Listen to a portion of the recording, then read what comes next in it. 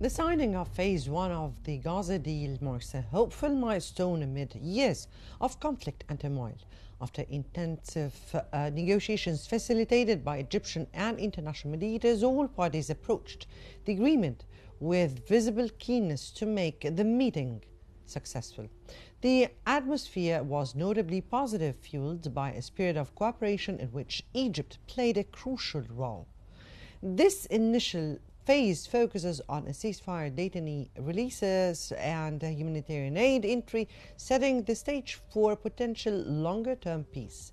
The intensified Egyptian efforts played a pivotal role in bridging gaps, while Hamas' constructive stance added an unexpected but welcome dimension of optimism. This collective commitment reflects the complex dynamics of regional diplomacy, offering a tentative but encouraging path forward amid deeply entrenched tensions. Let's continue our special coverage.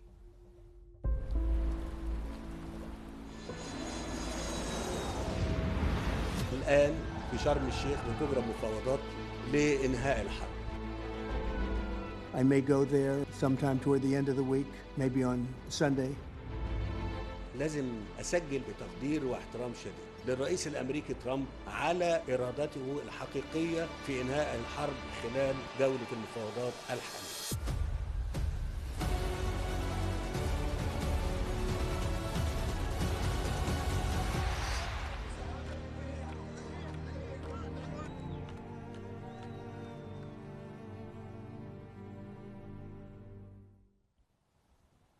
Egypt has received widespread international praise following its key role in facilitating the Gaza ceasefire agreement.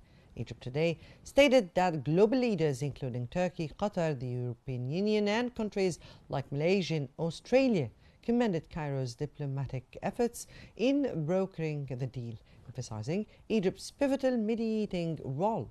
Cairo's diplomatic initiative aimed to promote peaceful resolutions, facilitate humanitarian aid, and secure the release of detainees, highlighting Egypt's commitment to regional stability amid ongoing violence. Egyptian officials also urged all parties to uphold the ceasefire and advance broader conflict resolution efforts. Their active diplomacy has been seen as crucial in creating a diplomatic environment conducive to de-escalation and long-term peace prospects, demonstrating Egypt's strategic leadership in the Middle East peace process. Now, the world has responded with cautious hope to signing the first phase of Israel-Hamas Gaza ceasefire agreement, mediated primarily by Egyptian and international actors, according to Time magazine. This initial phase focuses on securing a ceasefire, the release of detainees, and the entry of humanitarian aid into Gaza. U.S. President Donald Trump, who played a key facilitating role, announced the agreement as a historic step towards lasting peace after 2 years of devastating conflict, resulting in over 67,000 deaths. Celebrations erupted in Gaza and Israel as families of detainees expressed relief and hope. While details remain to be finalized, the deal marks a significant diplomatic breakthrough with broad international backing, though many remain cautious about the fragile nature of the peace process and the challenges ahead.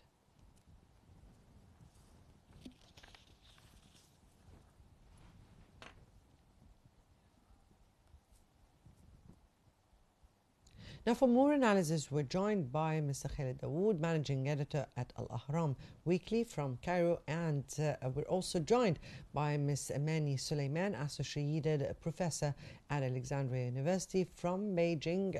Good afternoon to you both, and welcome to our special coverage. Let me start with Mr. Dawood. And Mr. Dawood, how decisive was Egypt's mediation in actually shaping and securing the first phase of the Gaza ceasefire, especially in countering Israeli maximum demands and ensuring Palestinian interests weren't sidelined?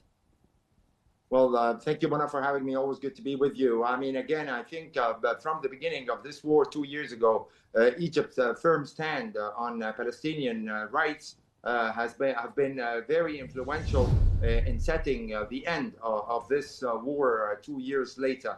As you know, following the Israel's breach of the latest ceasefire agreement that was mediated by Mr. Trump's Middle East envoy, Steve Witkoff, in March, Israel has intensified its attacks against the Palestinian people and started its campaign against military campaign against Gaza City, aiming basically to displace more than 1 million Palestinians and push them further down towards the Egyptian border, and to carry out this long-standing Israeli kind of ambition to end the Palestinian and liquidate the Palestinian cause by forcing Palestinians in Gaza to displace to Egypt, and the Palestinians in the West Bank to displace to Jordan. So along with the other key Arab nations, Egypt have stood firmly against these Israeli ambitions and recognized that the aims of the current fanatic government in Israel is not limited to Gaza, but actually aims at placing Israel as the dominant power in the region, doing whatever it wants, not just in Gaza, but in Syria, in Lebanon, in Yemen, in all the fronts, and in Iran, of course, where Israel have been acting militarily without any restraints from the world or from the American side in particular, which provides all the backing for the Israeli side. When after the irresponsible and reckless Israeli operation against Qatar, attacking the Hamas leaders while meeting to discuss the Trump proposal for ending the war, I guess Egypt, along with Qatar,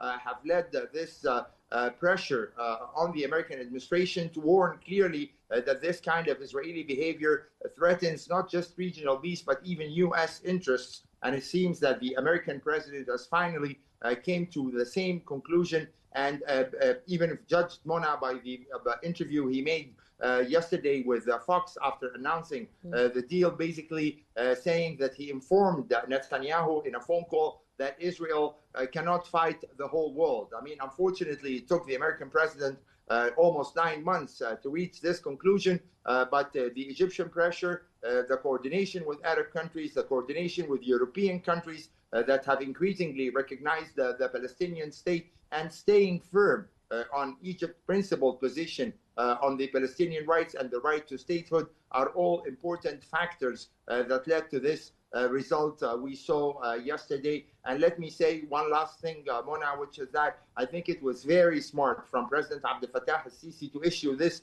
invitation for U.S. President Donald Trump to come attend the signing of the peace deal that's expected to take place in a matter of 24 hours, because this confirms direct U.S. involvement, not just in this first stage of the deal, exchange of prisoners and release of Palestinian prisoners and partial withdrawal, but for the remainder of the plan, which means a permanent end to the war, total Israeli withdrawal from Gaza, and allowing the Palestinian Authority to recapture control of Gaza or over Gaza and link that to the West Bank as a path towards building the Palestinian state. Those are the important points that Egypt kept on repeating, and the presence of Trump in Egypt in the coming 2 days is definitely going to mean his personal involvement, and that his own reputation is at stake, and not just that of senior officials in his administration.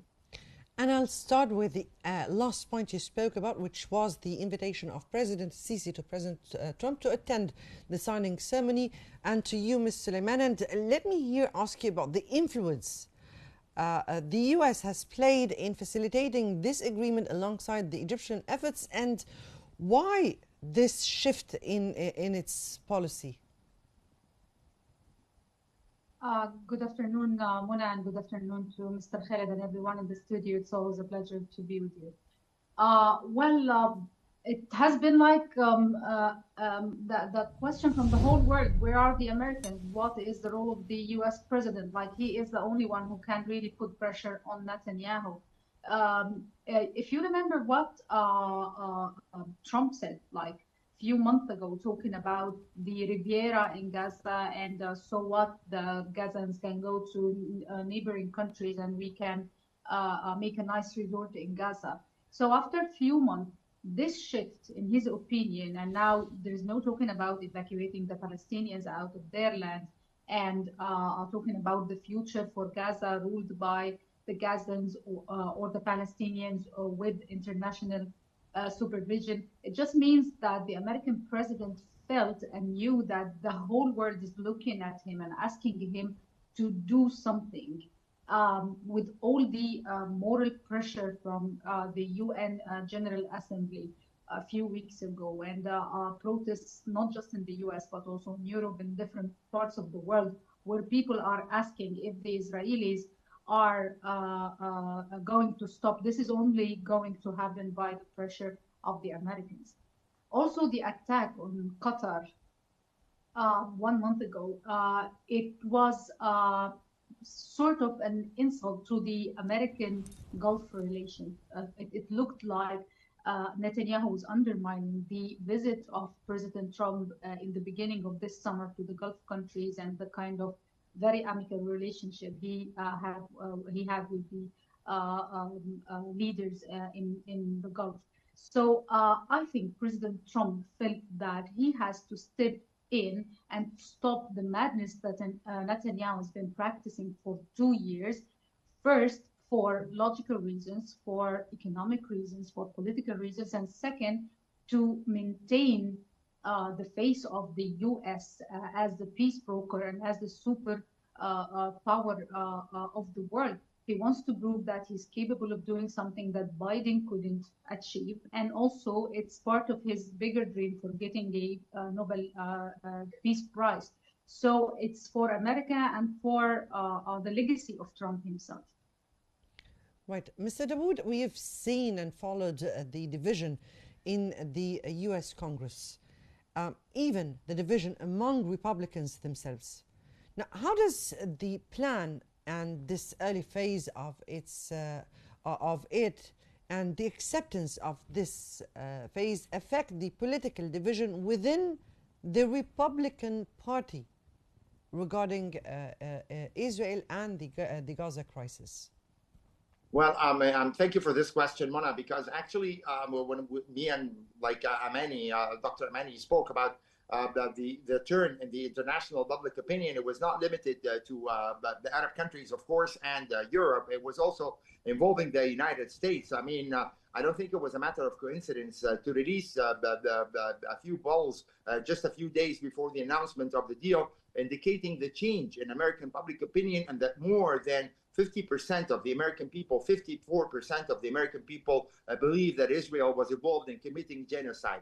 I mean, for the first time in the history, it's not a very long history, let's put that clear, the 80-year-old history of Israel, or 77 years, that there's been such negative views towards Israel, not limited to the Democratic Party only. Among the Democratic Party, I think that the change is historic, that 80% of Democratic voters, especially among the young people now, believe that Palestine deserves a state or hold Israel responsible for the crimes committed in Gaza. This is definitely a historic shift. But if we move even to the Republican Party, as you mentioned, the Republican, young Republicans, and even the MAGA base, let me put it that way, the hardline right-wing supporters of President Trump have started feeling that this Israeli behavior and this expansion in military activity is sustaining not just Israel, but even the American interests and causing harm to American interests. As they know, I mean, President Trump raised the slogan of America First. And if this America First, if the U.S.-Israeli alliance is going to be translated in a joint military operation against Iran, or bearing the criticism for the Israeli war crimes, would also touch upon the United States, this definitely is not good for U.S. interests. And let me point to another thing that definitely affected Trump's thinking and those of the Republican Party. Just a few statements. Trump speaks almost 5 times a day, but among the statements he made, he said that, he managed to secure $5.1 trillion from Arab rich oil nations such as Saudi Arabia, Qatar, Kuwait, United Arab Emirates.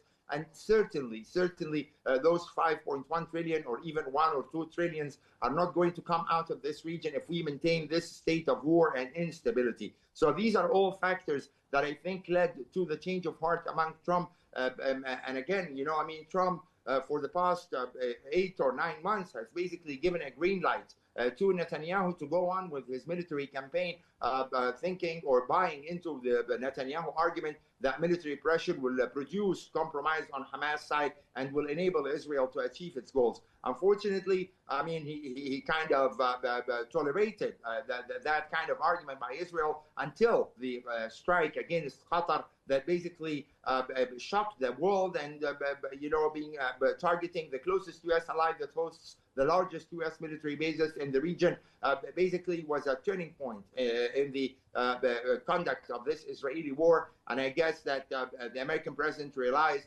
that if he's going to apply the standard of America first, he has to put an end for this reckless Israeli behavior and the expansion of wars and instability in this region.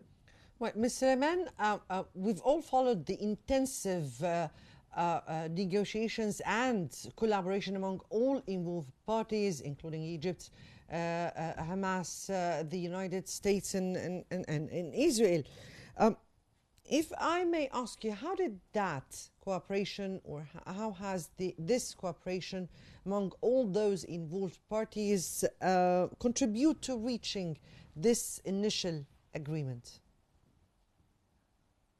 Let me repeat again what I said about the attack on Qatar a couple of weeks ago. This was like a nail in the coffin of these negotiations because the Hamas people would not go to Qatar again. They felt like they are not safe there, and it's not a location where they can stay and negotiate a peace deal. So the fact that now Egypt opened its doors, Sharm el-Sheikh, the city of peace, to be like a safe place for everyone to come, talk to each other, try to reach an agreement with the American will to put an end to the genocide. I think together these things worked to bring everyone in a trustworthy environment.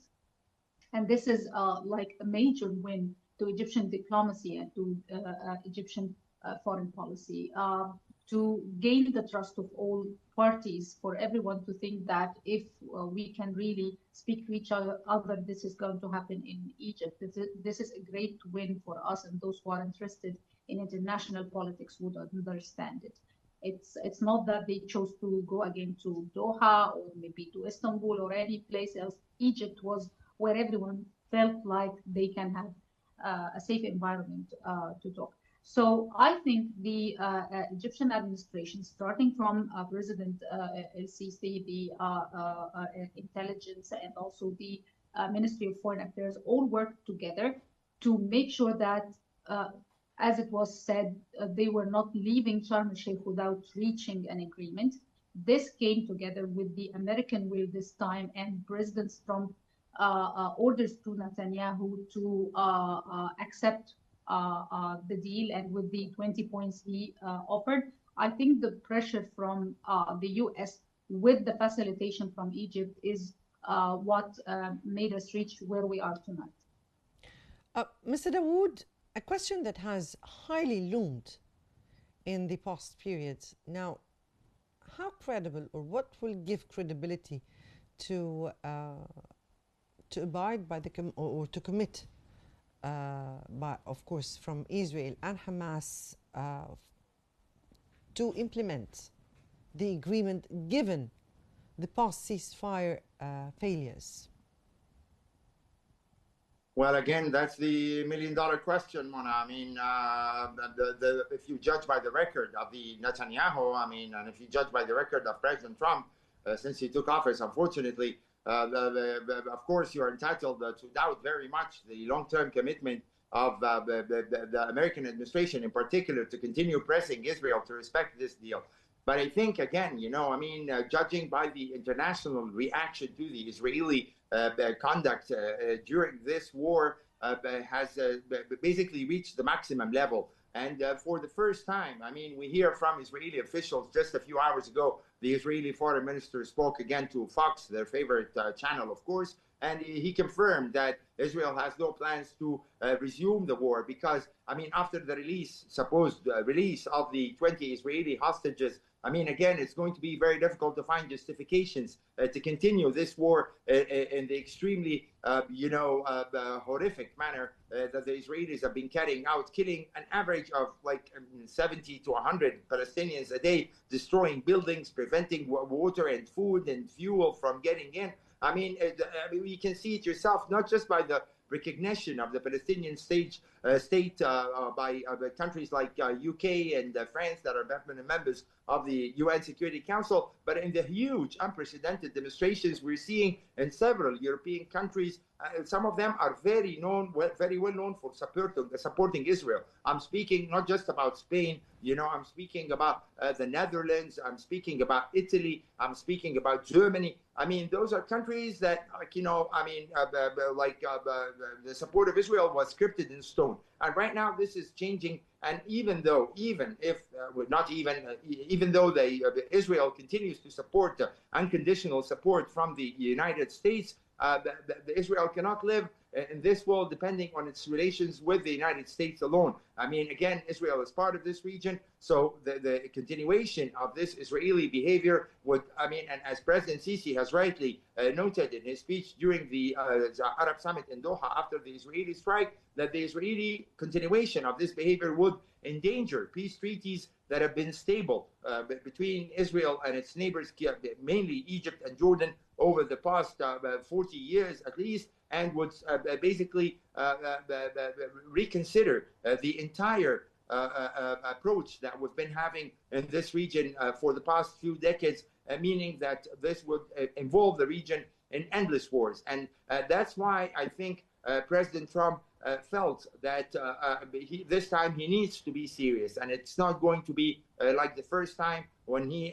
wanted the shot or the photo op of having Israeli hostages released on the first day of him coming into the White House, and that this time he needs a more serious commitment, not just to have a ceasefire, but to end the war in Gaza. And as he himself said, again, during his Fox interview yesterday, this is not about Gaza. This is not just about Gaza. This is about peace in the Middle East. If we manage to keep this commitment from the U.S. president, that would be a historic change. Under the former Biden administration, Benjamin Netanyahu could always find excuses to play tricks, and like he knows that this president is not staying Biden, that he has elections. But with Trump, his closest ally, the ones who just provided him with weapons worth $6 billion, he knows very well that he cannot do the same tricks he made with the former Biden administration. And that's another reason at least to remain hopeful that the U.S. president, who's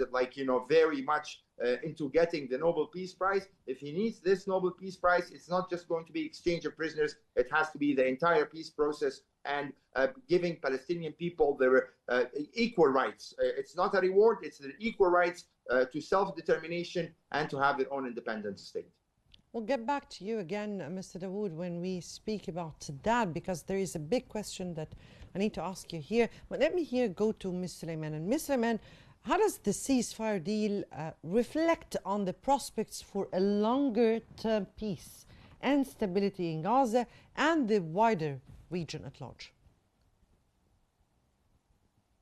It will have to go through phases and to include more parties, in fact. So first of all, we have here Nabila Bourdaina today, the spokesperson of the PA of the Palestinian Authority and the Palestinian president. He talked about the next stage, as he called it, or the next phase, and he's talking about the role of the PA as, of course, the PLO is considered the representative, the legitimate representative of the Palestinian people. And also the PA with its capacity as a possible start for achieving the two-state solution, if there is ever talking about self-determination for the Palestinian, or maybe starting their own statehood.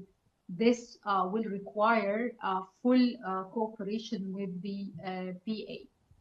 Also, President Trump's plan includes international supervision. Hamas wants regional Arab supervision. So we will have to reach a compromise here about who are going to be the guarantors for war and who are for peace, and who are the ones who are going to step in and make sure that no one gets back to war. So if the first phase is just about exchange of prisoners and ceasefire, I think the next stages, like as they say, the day next, or the what after silencing the guns, this will require wider engagement of other Palestinian factions, the Palestinian Authority, regional players, international organizations. This has to be like a massive process, but all parties should be sincere about it. They should have like real will to end what is happening in Palestine for 8 decades, actually, not just for a few years, and also to work all this under American guarantee, under American direct supervision.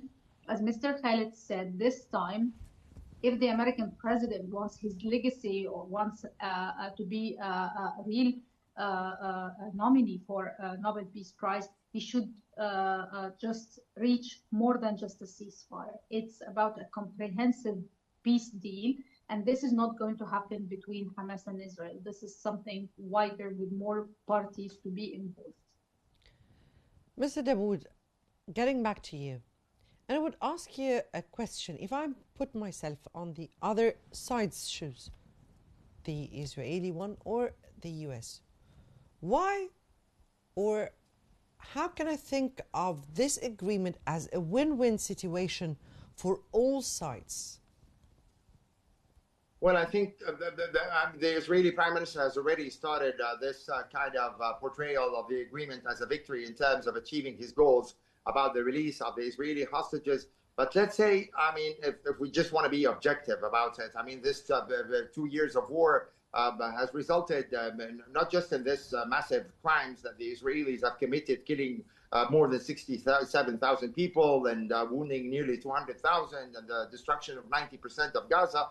But from Netanyahu's perspective, he has tremendously weakened Hamas, killed its top leaders, Ismail Haniyeh in Tehran and Yahya Sinwar and his brother Mohammed Sinwar. And by the way, this is one of the sticking points at this early stage because Hamas wants the bodies of the two and Israel is refusing that. And of course, he also managed to deal a very, very heavy blow to Hezbollah in Lebanon by killing its leader, Hassan Nasrallah, the joint military operation with the United States against Iran. But basically, this weakening of the so-called axis of resistance that was backed by Iran over the past, few decades, like 2 or 3 decades. And that's kind of one reason to show that he is coming out victorious out of those 2 years of war. But the reality remains, Mona, that in front of his public opinion, he is the one who was in office when the Hamas attack took place on 7 October 2023. And there are many people who believe he did not want to end this war and who is even seeking more wars